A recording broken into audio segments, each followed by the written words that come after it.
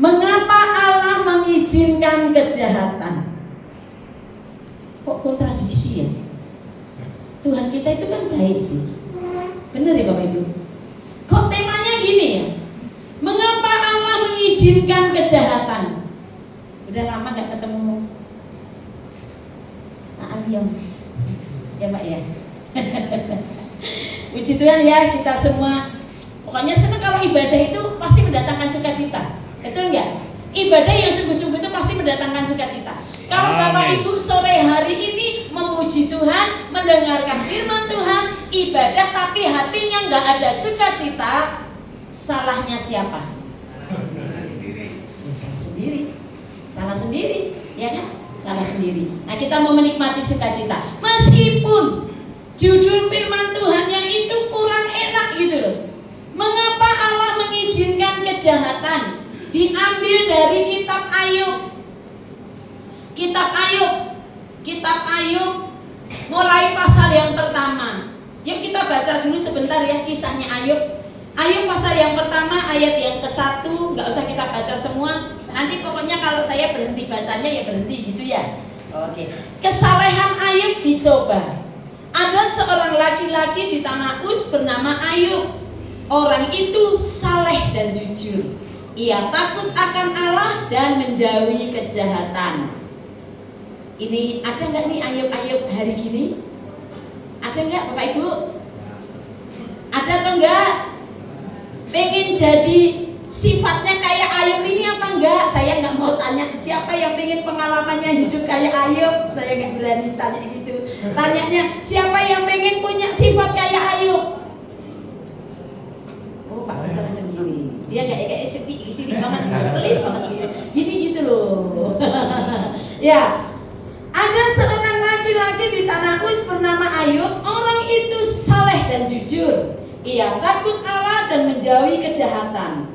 Ia mendapat 7 anak laki-laki dan 3 anak perempuan. Ia memiliki 7.000 ekor kambing domba, 3.000 ekor unta, 500 pasang lembu, 500 keledai betina dan budak-budak dalam jumlah yang sangat besar, sehingga orang itu adalah orang yang terkaya dari semua orang di sebelah timur. Wow, orang yang pakai lengkap ini. Ya tahu benar gak? Sugih, takut akan Tuhan. Paket lengkap gak Bapak Ibu? Amin. Ada gitu banyak orang yang takut Tuhan, tapi belum tentu sugih. Ada orang di dunia ini anak-anak Tuhan yang sugih, tapi belum tentu hidupnya sungguh-sungguh dalam Tuhan. Nah ini Pak Ayub ini paket lengkap Bapak Ibu. Sudah takut akan Tuhan, diberkati secara harta benda melimpah. Siapa yang mau jadi kayak Ayub? Ini gak ada yang angkat tangan ya. Lalu saya lompati ayat yang ke-6. Pada suatu hari datanglah anak-anak Allah menghadap Tuhan, dan di antara mereka datanglah juga iblis. Maka bertanyalah Tuhan kepada iblis, dari mana engkau? Lalu jawab iblis kepada Tuhan, dari perjalanan mengelilingi dan menjelajah bumi. Lalu bertanyalah Tuhan kepada iblis, apakah engkau memperhatikan hambaku Ayub? Sebab tidak ada seorang pun di bumi seperti dia, yang demikian saleh dan jujur, yang takut Allah dan menjauhi kejahatan. Lalu jawab iblis kepada Tuhan, apakah dengan tidak mendapat apa-apa Ayub takut akan Allah? Bukankah engkau yang membuat pagar sekeliling dia dan rumahnya serta segala yang dimilikinya? Apa yang dikerjakannya telah kau berkati, dan apa yang dimilikinya makin bertambah di negeri itu. Tetapi ulurkanlah tanganmu dan jamahlah segala yang dipunyainya, ia pasti akan mengutuki engkau di hadapanmu. Maka firman Tuhan kepada iblis, nah segala yang dipunyainya ada di dalam kuasamu. Hanya kata Tuhan, janganlah engkau mengulurkan tanganmu terhadap dirinya. Kemudian pergilah iblis dari hadapan Tuhan. Iblis ini ya memang ada. Yakin gak iblis ada? Coba bilang teman-teman, iblis itu ada loh. Iblis itu ada. Ada orang percaya, ada orang yang takut Tuhan. Tapi di dunia ini bukan semuanya orang takut Tuhan aja. ada juga iblis, ya toh? Tadi iblis ada di bumi, menjelajah bumi. Lalu Tuhan ini bilang sama iblis, kamu dari mana, iblis? Iblisnya jawab, aku dari menjelajah bumi. Tuhan jawab, lalu kamu lihat nggak hambaku Ayub? Dia saleh, wah dia luar biasa, takut akan aku. Iblis ini ya memang nggak senang dengan kesuksesan orang. Iyalah, dia takut akan engkau Tuhan. Wong kamu berkati dia, kamu pagari dia, kamu lindungi dia, kamu jaga dia. Apa yang dipunyainya selalu kau tambah. Ya wajarlah kalau dia takut akan engkau. Ini kata Tuhan ya, kamu ini ya, memang dia ini hambaku yang takut akan aku. Lalu iblis, cobaan Tuhan, cobaan ya, coba kamu bikin habis semuanya. Lihat entah nanti, pasti dia akan mengutiki engkau. Lalu dia itu seperti iblisnya itu seperti apa? Tak coba ini ya Tuhan ya, tak kasih, tak hilangkan semuanya ya, tak ambil uangnya, tak ambil anak istrinya, tak ambil hartanya, pokoknya tak ambil semua yang dia miliki. Cobaan Tuhan, aku nggak yakin dia tetap setia sama engkau. Lalu Tuhan gini, ya wes gini ya, daripada iblisnya ini aduh jengkelkan gitu ya, ya wes lah, jupuan. Ingat sing dia punya jupuan, tapi ingat lo ya, jangan senggol dia sedikit, karena dia punyaku. Nyawanya jangan kau ambil, dia punyaku. Oh iya Tuhan, titenono ya, kata iblis gitu paling ya. Tak ambil semua, nanti tengoklah dia pasti meninggalkan engkau. Tapi kenyataannya apa? Enggak.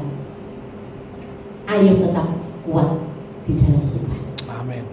Dari semua wis gak usah tak ceritakan apa yang terjadi dengan Ayub. Kayaknya ini cerita ini sudah viral banget gitu. Ya kan, cerita tentang Ayub kan udah viral. Anaknya mati semua, harta bendanya ludes semua.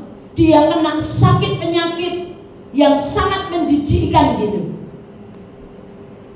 Iblis ini memang suka jahatin orang, bener gak? Dia ini paling gak suka lihat anak Tuhan yang sungguh-sungguh. Dia itu matanya itu ya, bayangkan matanya iblis itu nyoroti semua yang gembala ini ya, saleh banget hidupnya. Coba tak jatuhkan, biar dia jauh dari Tuhan.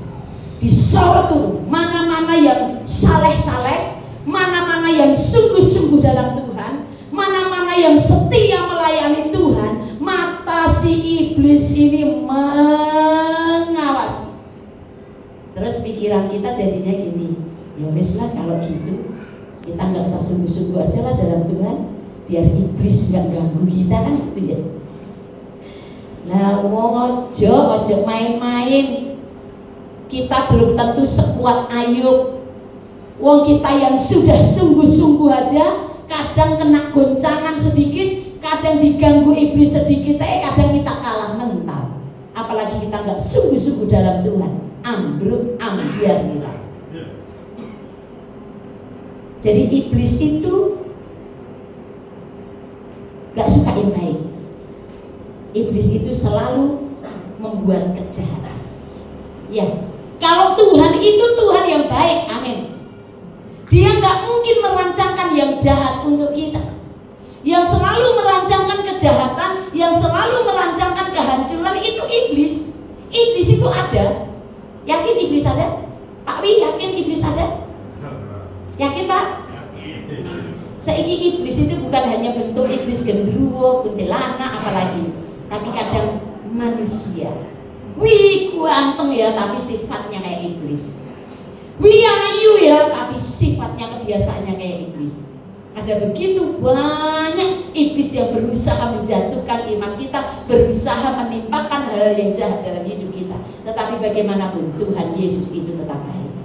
Kalau Tuhan mengizinkan sesuatu, tapi Tuhan pasti tetap memagari kita. Tuhan pasti tetap membentengi kita. Tuhan pasti tetap melindungi kita. Sekarang kita mau belajar. Dari Ayub ini kita belajar. Slide berikutnya. Dikit. Mengapa ada kejahatan di dunia ini? Tak tanya dulu, siapa yang bisa jawab? Kenapa? Kalau Tuhan itu baik, kenapa sih masih ada hal yang jahat di dunia ini? Wah, ya nggak jadi tak kasih hadiah nanti, karena sudah ada jawabannya di sini ya. Mengapa ada kejahatan di dunia ini kalau Tuhan itu baik? Kenapa masih ada kejahatan di dunia ini? Kenapa masih ada orang jahat di dunia ini? Mbok ya Tuhan, kamu bikin orang-orang itu baik semua. Ya toh? Hatinya dibuat baik semua Tuhan. Perbuatannya dibikin baik semua Tuhan. Lah dunia ini aman gitu. Tapi kok enggak ya? Masih ada kejahatan di dunia ini. Jangankan di dunia ini, di luar sana yang tidak kenal Tuhan, di gereja sekalipun masih ada kejahatan. Masih ada orang-orang yang berbuat jahat. Kenapa? Yang pertama, karena Tuhan memberi kita kehendak bebas untuk memilih. Betul atau enggak? Betul Bapak Ibu? Tuhan enggak ciptakan kita robot di remote control. Saya mau panggil takut salah. Elsa, Cici, Elsa. Iya, Pak saya soalnya aku sih apa? Elsa, ya.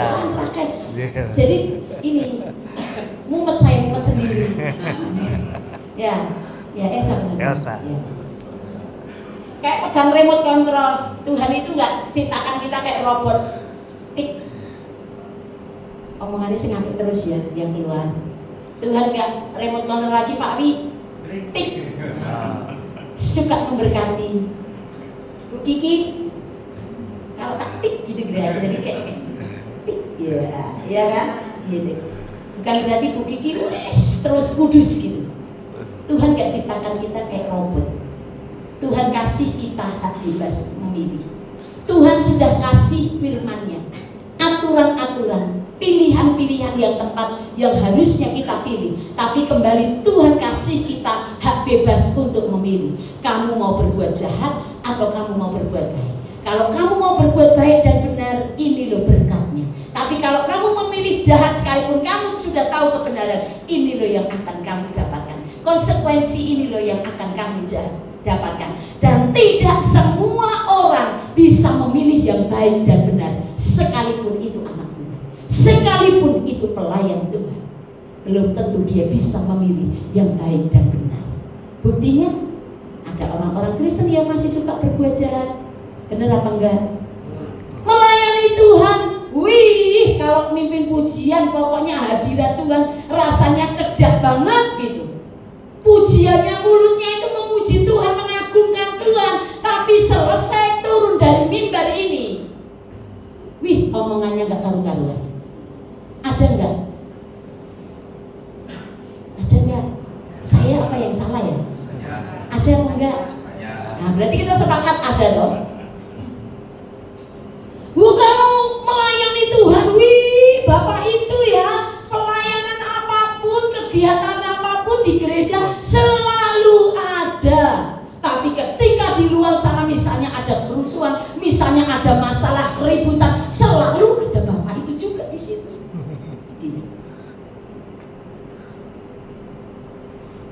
Tuhan memberi kita hak bebas seperti Ayub. Tuhan kasih dia hak bebas.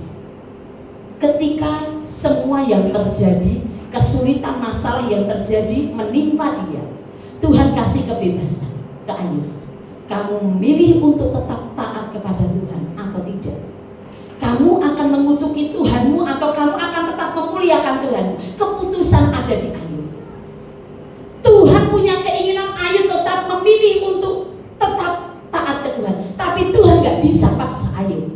Tetapi apa yang dipilih Ayub? Di ayat yang pertama, pasal pertama ayat 20 sampai 23. Maka berdirilah Ayub, lalu mengoyak jubahnya dan mencukur kepalanya. Kemudian sujudlah ia dan menyembah, katanya, dengan telanjang aku keluar dari kandungan ibuku, dengan telanjang juga aku akan kembali ke dalamnya. Tuhan yang memberi, Tuhan yang mengambil, terpujilah nama Tuhan dalam kesemuanya itu. Ini pilihan Ayub. Ayub tidak berbuat dosa dan tidak menuduh Allah berbuat yang tidak. Ayub membuat pilihan yang tepat. Dia tetap setia sekalipun entek-entekan. Tadi Pak Gosal waktu ibadah pagi di Samping Air Hidup bilang, kalau ada Tuhan itu beres kabeh. Ya kan? Ayub ini ada Tuhan entek kabeh. Betul nggak? Entek kabeh. Dia takut akan Tuhan. Dia setia loh di dalam Tuhan. Ini di sini ayat ini menekankan dengan jelas. Dia itu orangnya saleh, jujur. Dia itu orangnya takut akan Tuhan. Jadi saleh dia menunjukkan bagaimana dia setia ibadah. Takut akan Tuhan menunjukkan penghormatannya ke Tuhan. Jadi hatinya yang cinta Tuhan itu terpancar dari tindakannya. Amin. Dia mengalami itu semua. Bayangkan Bapak Ibu, pesta. Gak gampang orang bisa ngomong kayak gini. Gak gampang orang bisa mengambil keputusan kayak Ayub. Biasanya kalau apa sedikit, ada masalah sedikit, apa biasanya kita? Ayo, ngomel. Apalagi? Ngambek. Gak gereja aku, gak. Ngapain aku gereja? Doa aku gak dijawab. Ngapain aku gereja? Masalahku kayak gini gak selesai-selesai. Itu kan biasanya kita kayak gitu kan, memilih untuk itu kan. Bener tak Tuhan engkau hidup?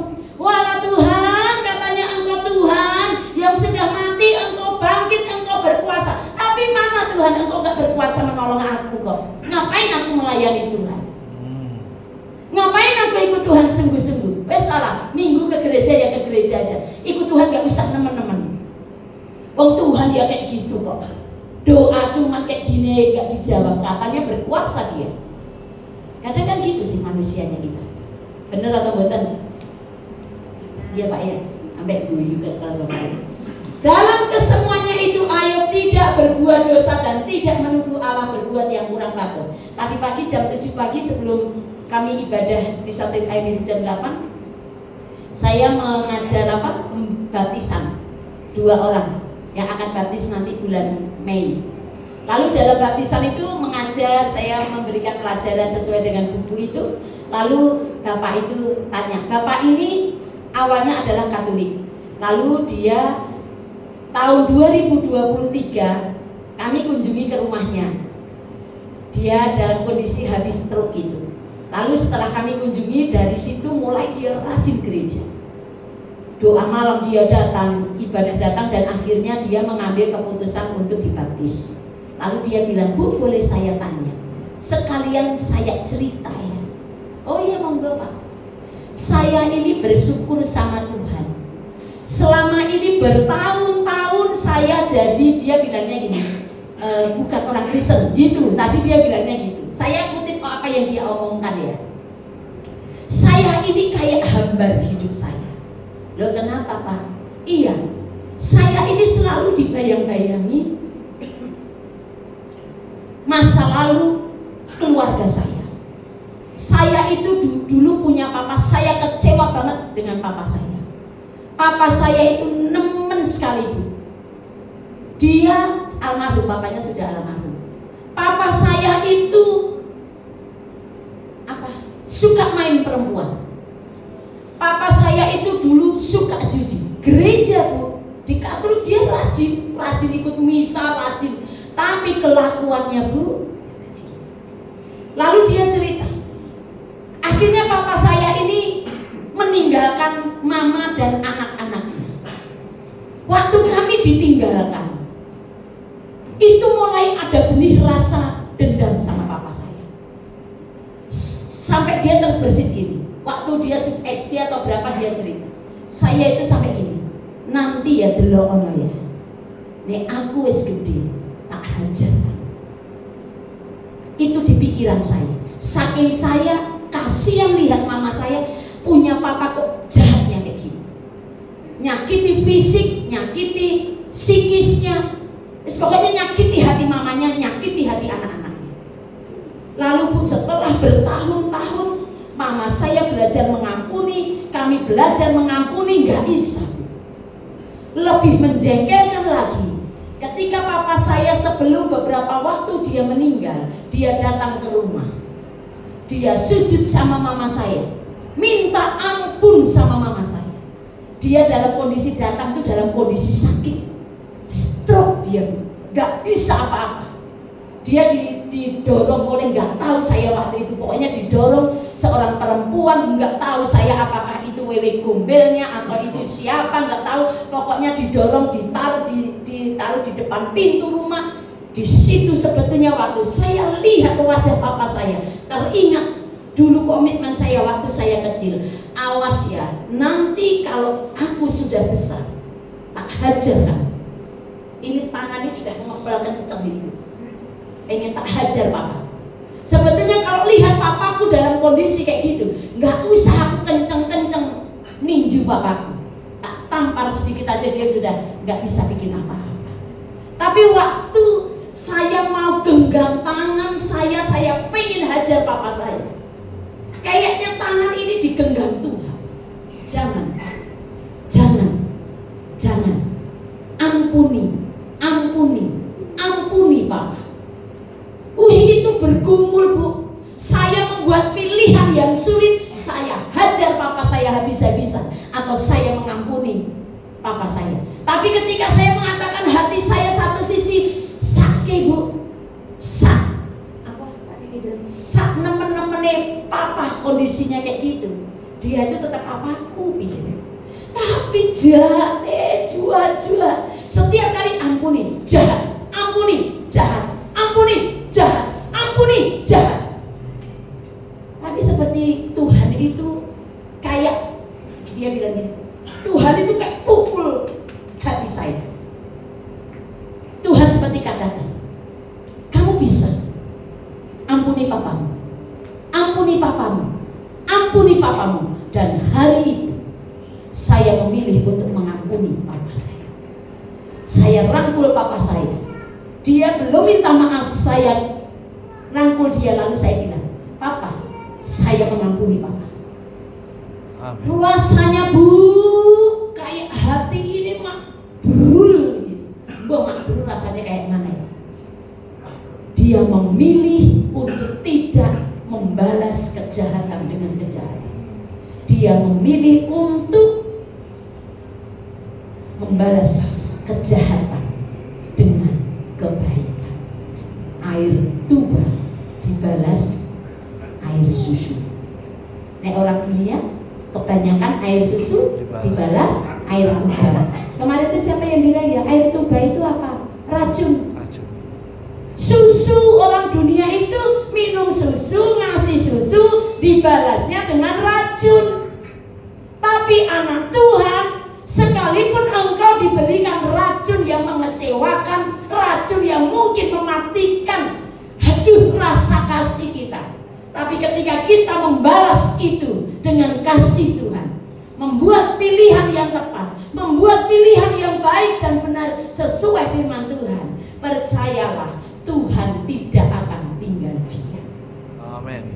Membuat pilihan yang tepat. Yang kedua, mengapa masih ada kejahatan di dunia ini?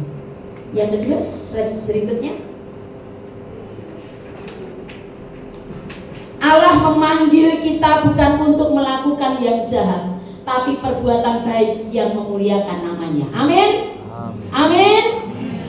Allah memanggil kita, Tuhan menyelamatkan kita, Tuhan pengen ada buah-buah keselamatan dari hidup kita, yaitu lakukan hal-hal yang baik. Kita harus melakukan perbuatan yang baik dan bukan jahat. Kembali ke Ayub. Setiap kali apabila hari-hari pesta telah berlalu, Ayub memanggil mereka itu anak-anaknya dan menguduskan mereka. Enggak ketok. Keesokan harinya, pagi-pagi bangunlah Ayub lalu mempersembahkan korban bakaran sebanyak jumlah mereka sekalian, sebab pikirnya mungkin anak-anakku sudah berbuat dosa dan telah mengutuki Allah di dalam hati. Demikianlah dilakukan Ayub senantiasa. Ayub sadar bahwa sebagai orang yang saleh harus tetap berbuat baik, betul ya? Nek dia mau sebagai otoritasnya, sebagai seorang bapak, ketika anak-anaknya hidup dalam pesta pora poya-poya, kira-kira mangkel nggak Bapak Ibu lihat anak model kayak gitu? taat mangkel apa mboten? Mboten. Mboten. Ya ampun. Ya mangkel lah, ya tak mangkel kan? Iya mangkel gitu, jengkel gitu. Tapi coba bayangkan Bapak Ibu. Anak-anaknya ini lah wis gede-gede sih. Wis bisa pesta pora, bisa mabuk-mabukan, lah wis gede, nggak mungkin anak kecil bayi-bayi gitu ya, mabuk ya. Kayak kemarin tuh kami sedang kumpul apa? Ibadah kaum muda. Aduh, di rumah salah satu pengurus tepok jidat saya. Apa? Karena di sebuah kafe dikasih minum pilihan terserah, Pak Gusa milih apa? Oh iya saya minum kopi. Bu Devi apa? Udah tadi ada air putih aja di sana. Dia makan, Bu, gak apa-apa minum whisky sedikit. Wine ya, wine. Dikit Bu, menghangatkan Bu. Ih, nggak apa-apa Bu, dikit-dikit Bu, dikit terus Bu.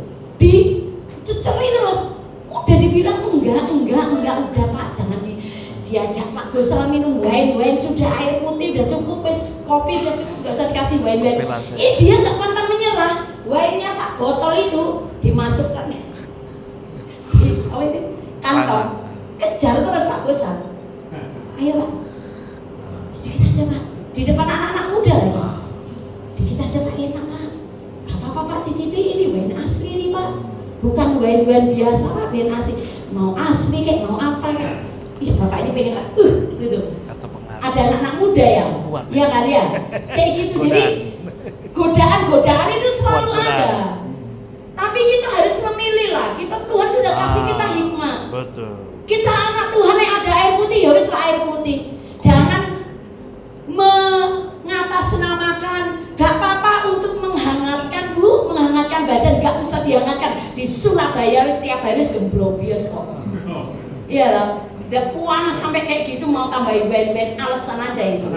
Gitu ya. Ya kalau sana di mana, di barat sana ya, di Eropa atau di kutub utara sana dingin banget, minum wine untuk menghangatkan, untuk kesehatan ya nggak apa-apa. Tapi loh alasannya nggak masuk akal, setelah pilihlah.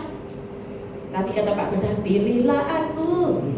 Pilih yang baik dan benar aja lah. Tuhan udah tahu kita harus melakukan yang baik aja. Jangan jadi batu sandungan bagi orang lain. Kembali lagi, ini Ayub menguduskan anak-anaknya. Ayub punya hati yang baik. Jangan sampai anak-anaknya celaka lah gitu ya. Dia terus sudah berbuat jahat, menyakiti hati Tuhan. Dia lakukan yang terbaik karena dia tahu dia kalau anak-anaknya wis nggak bisa dikandani, Bapak Ibu. Ini kayak memberi pelajaran loh buat saya ayat ini. Kalau misalnya yang punya anak sudah nggak bisa mentok-mentok, nggak bisa dikandani, sudah belum minta ampun, ya wes lah dulu aja. Doakan aja nanti Tuhan yang mengubahkannya. Daripada kita capek mulutnya, stres pikirannya, stres hatinya, bagusan wes lah Tuhan, aku angkat tangan nggak bisa ngandani lagi, nggak belum minta ampun, mungkin ayam kayak gitu. Ya wes lah, aku melakukan sesuatu apa yang bisa aku lakukan, mempersembahkan korban, mendoakan mereka, minta Tuhan mengampuni mereka, sudah. Selebihnya biar Tuhan yang punya urusan dengan anak-anak saya. Ya, jadi Allah memanggil kita bukan untuk melakukan yang jahat, tetapi perbuatan yang baik. Dalam Perjanjian Baru di Efesus 2 ayat 10 dikatakan, karena kita ini buatan Allah. Slide berikutnya. Karena kita ini buatan Allah, diciptakan dalam Kristus Yesus untuk melakukan pekerjaan baik yang dipersiapkan Allah sebelumnya. Ia mau supaya kita hidup di dalamnya. Dan ketika Ayub memilih yang tepat, memilih tidak jahat, memilih jadi orang baik dan benar, lalu Ayub selalu melakukan apa yang baik di hadapan Tuhan, berkatnya. Selanjutnya, terakhir Pak ini, Mazmur 37 ayat 27 dikatakan, jauhilah yang jahat dan lakukanlah yang baik, maka engkau akan tetap tinggal untuk selama-lamanya. Dan Ayub menikmati berkat ini. Ayub dipulihkan oleh Tuhan. Tuhan jahat apa mboten? Kalau Tuhan jahat, Tuhan gak akan pulihkan Ayub. Tuhan memulihkan semua yang hilang, kekayaannya, anak laki-laki perempuan, dia diberi panjang umur dan sejahtera. Saya tanya ini, satu aja siapa yang bisa jawab? Kekayaan Ayub dikembalikan berapa kali lipat? Berapa Pak? 2 kali lipat. Minta tolong kasih.